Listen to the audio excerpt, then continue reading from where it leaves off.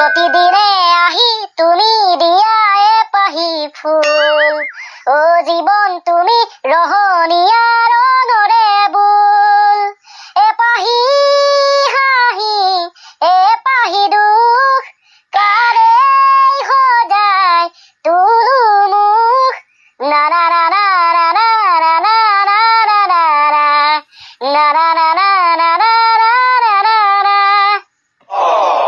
কি কবা ও আমাৰ ভগৱান জুবিনদাৰ গান সদায় সুপাৰ হিট অ বে তই কিন্তু ঠিক কথা কৈছ দে আমাৰ ভগৱান জুবিনদাৰ গান সদায় সুপাৰ হিট যেনেকৈ এটা সময়ত আমাৰ ভূপেনদাৰ গান সুপাৰ হিট হৈছিল বহু প্ৰতিভাৰ অধিকাৰী হৈছিল তেখেতৰ সুৰৰ কণ্ঠত যাদু আছিল এতিয়া আমাৰ জুবিনদাৰ কণ্ঠটো আমি যাদু দেখিবলৈ পাওঁ এয়া হৈছে অসমীয়াৰ প্ৰাণ প্ৰাণ প্ৰাণ সামাজিক গুণ মানৱীয় গুণ অভিনৱ কণ্ঠৰ অধিকাৰী জুবিনদাক আমি সদায় সন্মান কৰা উচিত আৰু আমি সদায় সন্মান কৰিব লাগে আমি জুবিনদাক সদায় সন্মান কৰিব লাগে সন্মান মায়াবিনী ৰাতিৰ বুকুত দেখা পালো তোমাৰ ছবি না না না না না না না না বাহ আজি আমাৰ ছাৰৰ মুখত জুবিনদাৰ গান বাহ বাহ বাহ বাহ বহুত ভাল লাগিল দেই আজি ক্লাছটো ভাল হ'ব নিচিনা লাগিছে বে গুড মৰ্নিং ছাৰ আচ্ছা বাৰু গুড মৰ্নিং তহঁতে ভালকে আছ না হয় ছাৰ ভগৱানৰ কৃপাত আমি ভালদৰে আছো আপোনাৰ ভালনে ছাৰ আমাৰ কথানো আৰু কি বুঢ়াই হলো ভাল বেয়া মাজতে আছো দে তেনেহলে আজি ক্লাছটো কেনেকৈ আৰম্ভ কৰো ছাৰ আমি নাজানিম নহয় আপুনি কেনেকৈ আৰম্ভ কৰে সেইটো আপুনিহে জানিব আপুনি কৈ দিয়ক আৰু যেনেকৈ হলো আমি মানে কৰিম আৰু ক্লাছটো আৰু আপুনি যেনেকৈ কয় তেনেকৈ কৰিম আৰু হয় নেকি ঠিকে আছে দে হয় ছাৰ একদম ঠিকে আছে একদম ঠিক আছে মই তোক এটা প্ৰশ্ন কৰিম হা প্ৰশ্ন সুধিম তই উত্তৰ দিবি ঠিক আছে ছাৰ আপুনি প্ৰশ্নটো সোধক মই উত্তৰ দিবলৈ চেষ্টা কৰিম ভালদৰে শুনি যাবি দেই এজনী কুকুৰা আছিলে কুকুৰাজনী হৈছে ৰামৰ ৰাম আৰু হৰি দুটা ঘৰ আৰু এটা চুবুৰীত মানে দুটা ঘৰ আছে মানে বিভিন্ন ধৰণৰ ঘৰ আছে দেই এইটো ওচৰা ওচৰিকাৰ দুটা ঘৰ আছে এটা ঘৰ ৰামৰ আৰু এটা ঘৰ হৈছে হৰিৰ আৰু কেইবাদিনো যোৱাৰ পাছত ৰামৰ কুকুৰাজনীয়ে এটা কণী পাৰিলে মানে প্ৰথম ষ্টাৰ্টিং কৰিছে কণী পৰা আৰু সেই কণীটো পাৰি দিলে হৰিহঁতৰ ঘৰত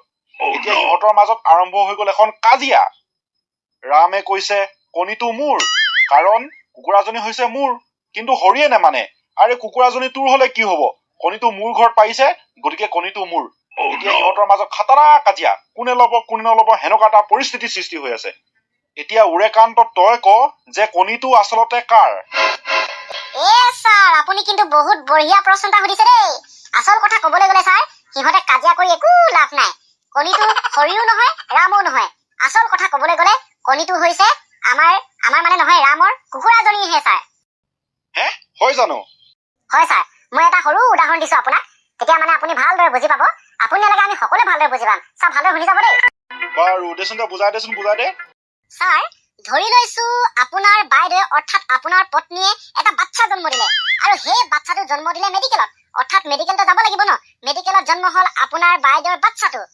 এতিয়া ছাৰ আৰম্ভ হৈ গল এখন কাজিয়া আপোনাৰ মাতৃয়ে অৰ্থাৎ আপোনাৰ বাইদেউৰ শাহুমাই অৰ্থাৎ আপোনাৰতো মাতৃ হ'ব ন মানে আপোনাৰ মাতৃ আৰু মেডিকেলৰ নাৰ্ছসকলৰ মাজত এখন কাজিয়া আৰম্ভ হৈ গল নাৰ্ছসকলে কৈছে যে বাচ্চাটো আমাৰ কাৰণ আমাৰ মেডিকেলত অৰ্থাৎ মেডিকেলত জন্ম হৈছে বাচ্চাটো গতিকে বাচ্চাটো আমি ৰখাই থৈ দিম আৰু আপোনাৰ মাতৃয়ে কৈছে যে আপোনালোকৰ মায়ে কৈছে যে বাচ্চাটো হৈছে আমাৰ কাৰণ বাচ্চাটো অৰ্থাৎ জন্ম দিয়া মাতৃগৰাকী হৈছে মোৰ বোৱাৰী এতিয়া আপুনি কওক আচলতে বাচ্চাটো আপোনাৰ মাতৃ নে সেই নাৰ্ছগৰাকী খাতৰা প্ৰশ্ন কৰিছ দেই তই আচলতে বাচ্চাটো হ'ব মোৰ পত্নী অৰ্থাৎ যোনে জন্ম দিছে তাৰ ছাৰ যেনেকৈ যোনে বাচ্চাটো জন্ম দিছে তেখেতৰহে বাচ্চাটো হ'ব অৰ্থাৎ আপোনাৰ বাইদেউৰহে বাচ্চাটো হ'ব মানে মেডিকেলখনত জন্ম হোৱাৰ কাৰণে নাৰ্ছসকলো নহয় আৰু আপোনাৰ মাতৃয়ে যেনেকৈ কাজিয়া কৰিছিলে তাৰো তেখেতও নহয় ঠিক সেইদৰে এতিয়া আহো কণীটোৰ ক্ষেত্ৰত মানে কণীটো কুকুৰাজনীয়ে পাৰিছে গতিকে কণীটো হ'ব কুকুৰাজনী এই মানে ৰামৰো নহয় আৰু হৰিও নহয় তই বৰ ধুনীয়াকে বুজাই দিলি দেই একদম পাৰফেক্ট আনচাৰ দিছ কিন্তু একদম পাৰফেক্ট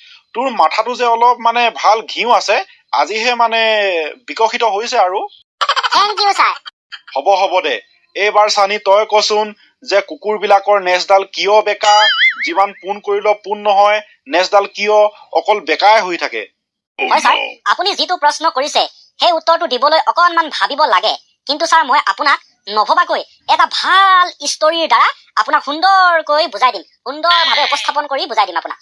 হয় নেকি? সেইটো কাৰণে তোক মোৰ বহুত ভাল লাগে। দে বুজাই দে কাহিনীটো বুজাই দে মোক।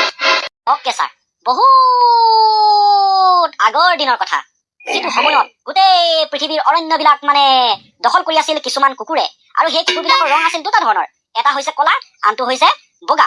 হয় নেকি?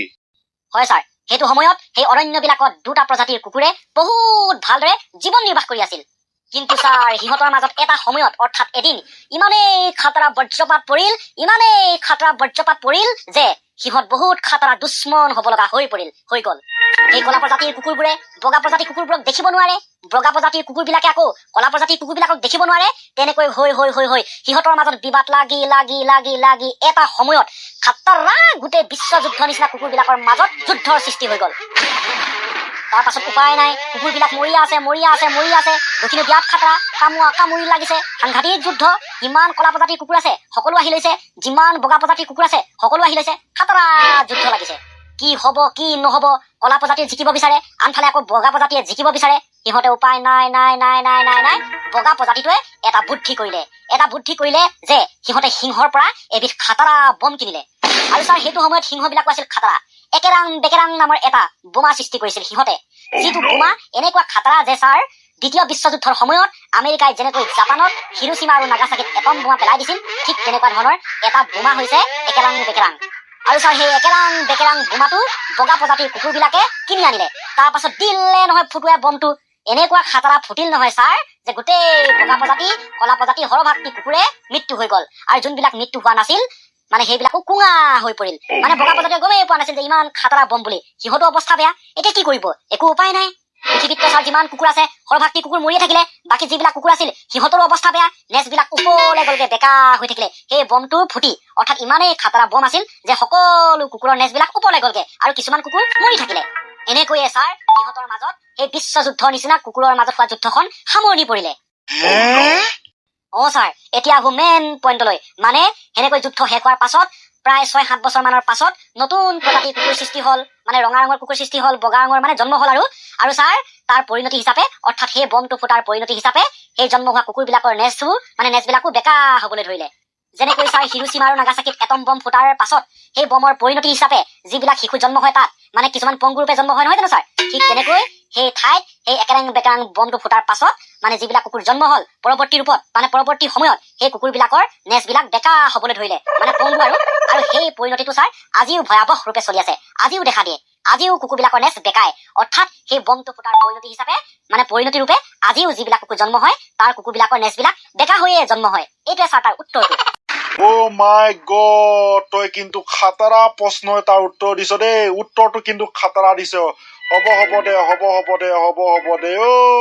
নালাগে, তোৰ পৰা উত্তৰ নালাগে। চানি, তই কিন্তু খাতৰা বমৰ কথা কৈছ দেই। একেৰাং কি বম এইটো? সঁচাকে না? তই যিটো কাহিনী কলি সঁচা কাহিনী না? তহঁতৰো কিন্তু দিমাগটো অলপ বেয়াই দেই। জানিব লাগে না এইবিলাক নহয় বুলি। কুকুৰৰ নেজডাল কিয় বেকা জানো নেকি বে? কেতিয়াবা কাৰণটো শুনিছো নেকি কৰবাত? গমেই নাপাও ন, সেইকাৰণে ছাৰক সজাই মেলি যিকোনো এটা কাহিনী কৈ দিলো আৰু। সেইটোৱে আৰু কি আৰু, সঁচা নহয় আৰু এইবিলাক। অ' মাই গড, তই খাতৰা বমৰ কথা কৈছ কিন্তু দেই, তই খাতৰা যুদ্ধৰ কথা কৈছ।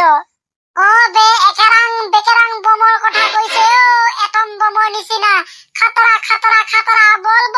ইয়াত যদি সেই বমটো ফুটি যায় অৱস্থা বেয়া হৈ যাব। বল, আমাৰ হাত ভৰিবিলাক বেকা হৈ যাব, যেনেকৈ কুকুৰৰ নেজবিলাক বেকা হৈ গৈছে নহয়। সেই বমটোৰ পৰিণতি ৰূপে আমাৰ সেই বমটো ফুটিলে তাৰ পৰিণতি ৰূপে আমাৰ হাতবিলাকো বেকা হৈ যাব। গতিকে বল।